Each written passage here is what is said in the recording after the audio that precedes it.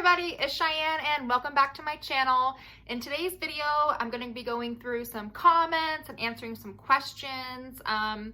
If you had never watched any of these type of videos before, I literally just go through and I'll put a screenshot up of the comment and I just answer the question.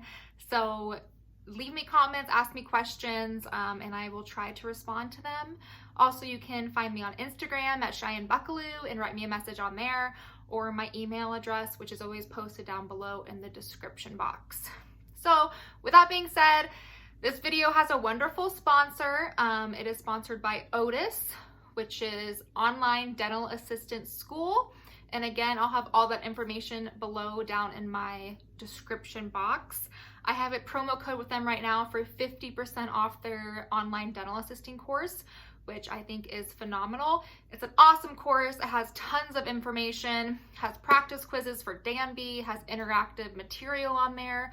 All in all, just a great course.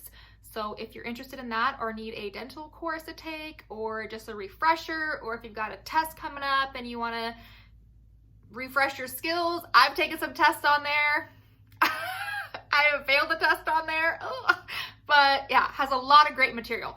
So again, thank you to our sponsor, and all their information is down below in the description box. But all right, let's hop into the video. So first question, or first comment that I have screenshotted here is from Viola. Hopefully I said that right. It says, "Hi, glad you're back. Love your channel." Thank you. Always so helpful. Can you please advise which book to choose from?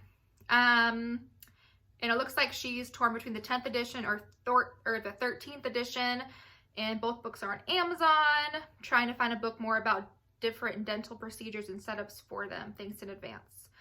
Okay, so these two books are the modern dentistry dental assisting books that you do use when you go through a dental assisting program.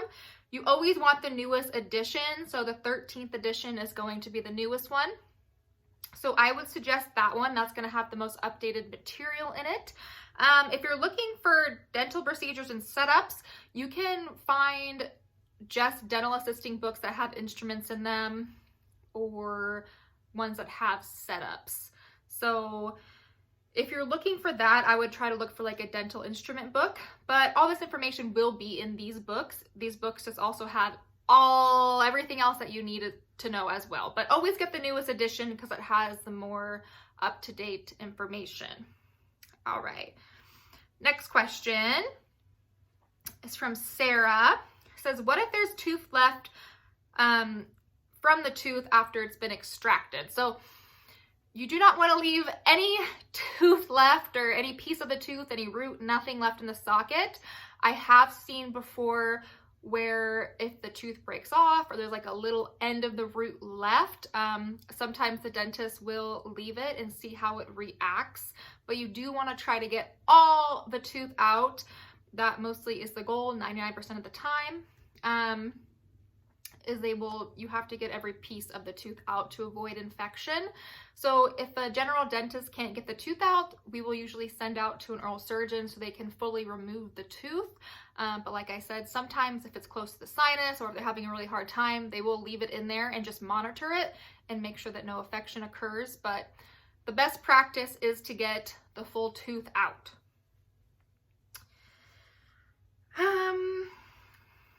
This one's from May. It says, thank you very much for all your helpful videos.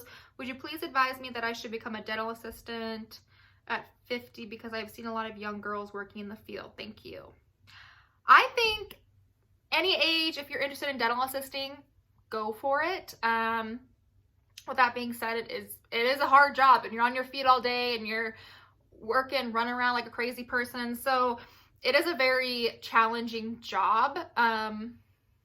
But I don't feel that just because you're, a little bit older that you shouldn't do it. If you're sincerely passionate about it, then yeah, definitely get into the field. But again, it is long hours and you spend all day on your feet and things like that. So everybody has different, what they're physically comfortable with. So maybe you should go and observe in an office and see what it's like and see if it's something you'd be interested in. That would be my suggestion, just to make sure that it's something you're interested in. But I think any age, if you're interested in dental assisting, that you should go for it. My school I want to go to is not approved and not accredited by the Commission on Dental Accreditation. Should I still go? Yes, you still can go. My school that I graduated from is not accredited either, and it's kind of confusing on what that means, but to my knowledge, when you graduate from an accredited program, like a dental assisting program, you leave with your your CDA, your certified dental assistant, as where I didn't, so I had to obtain that separately. And usually accredited programs, you leave with other certifications. So like you'll leave with like your sealants and things like that. I could be wrong, but I think that's what it means to my knowledge from talking to people that have graduated from accredited programs. They're just certified through Danby and not just through their state. So you don't have to go through an accredited program. I think if you're gonna pay big bucks for a program, like I did, it should be accredited. I didn't really know what that meant when I first got into dental assisting school, but now that I know that I've paid 10 grand for my program, I feel that it should have been accredited. But it doesn't have to be. Just check with your state regulations. You can go on danby.org and see what your state requirements are, but most states do not require your program to be accredited. So I hope that helped.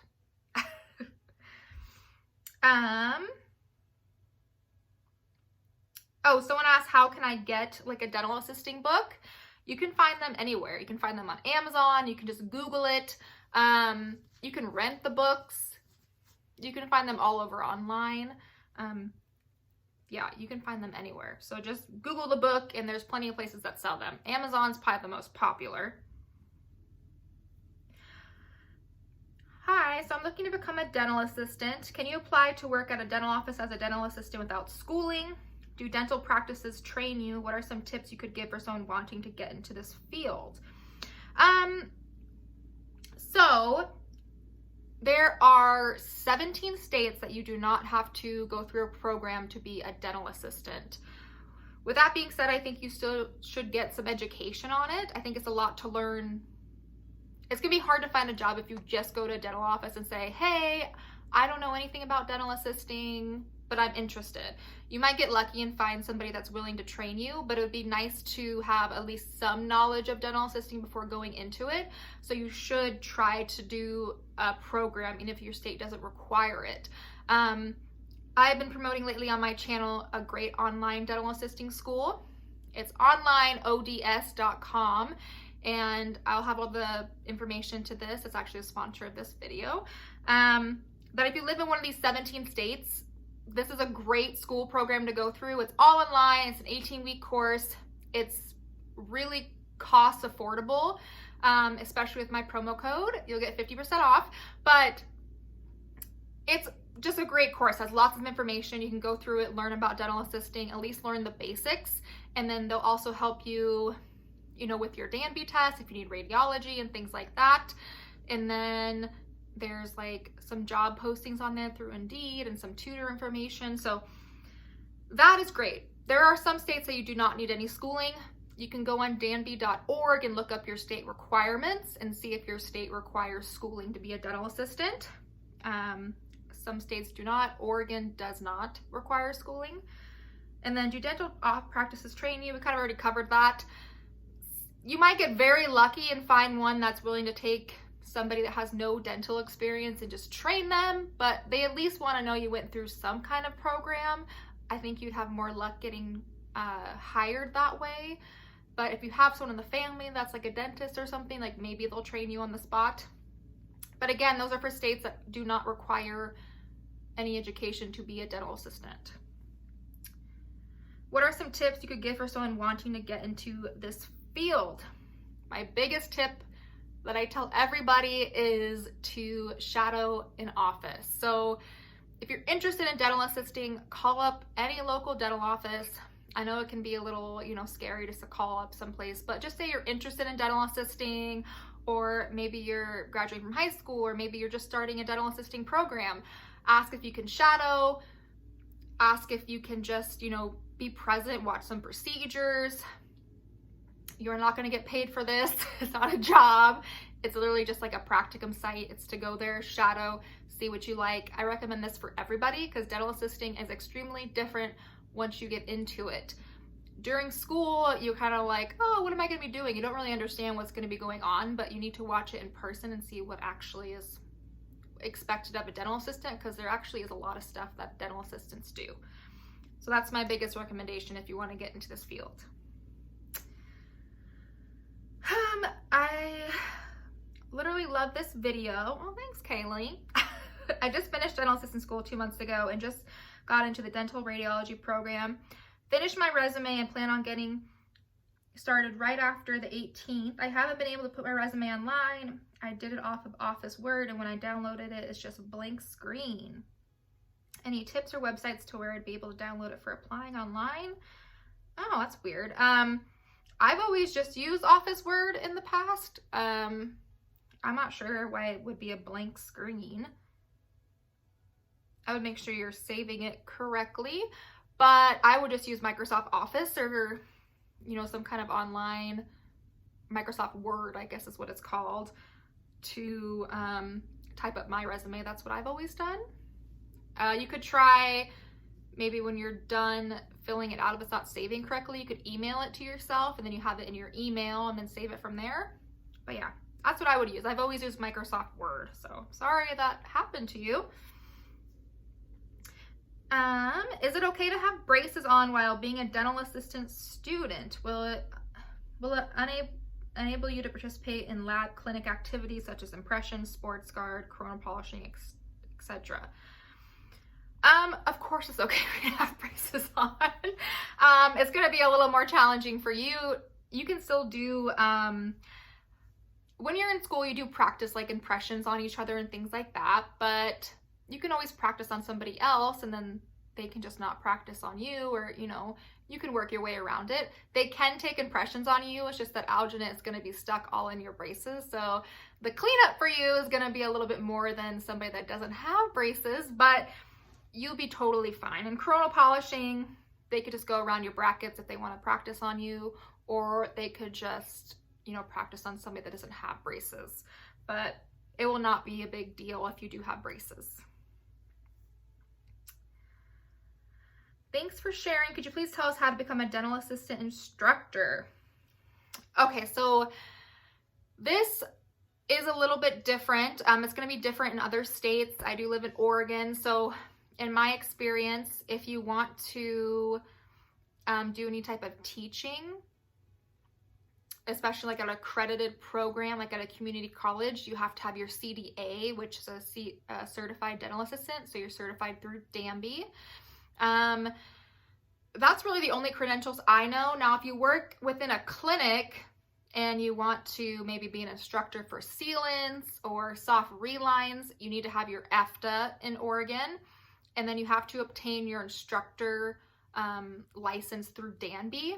So what I had to do was I had to complete, like say I wanted mine for soft relines. I had to complete like 10 soft relines. I had to get my dentist to sign off on it and say that I did those correctly. And then I had to put together a course to teach other dental assistants about soft reline, like a quiz and like course material. And then I emailed that to Danby, and then they, you know, either approved or denied it, which they approved mine, thank goodness. And they sent me it back and I was able to get my instructor permit. So in Oregon, you have to have your EFTA. And then if you want to teach a class in a community college, an accredited program, you have to have your CDA. Now, if the program's not accredited, you don't have to have your CDA, only if it's accredited.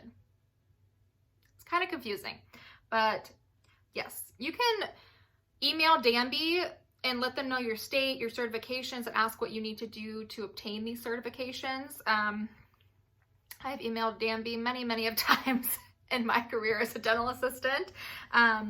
Or you can even give them a call if you want, but I always email because I don't like waiting on hold for hours. All right, well, I'm still gonna do some more of these videos because I haven't posted in a while, so I'll go through and pick some more questions, but I found these ones, so I wanted to answer those. So I hope you guys found this video helpful, and I'll see you in the next one. Bye, guys.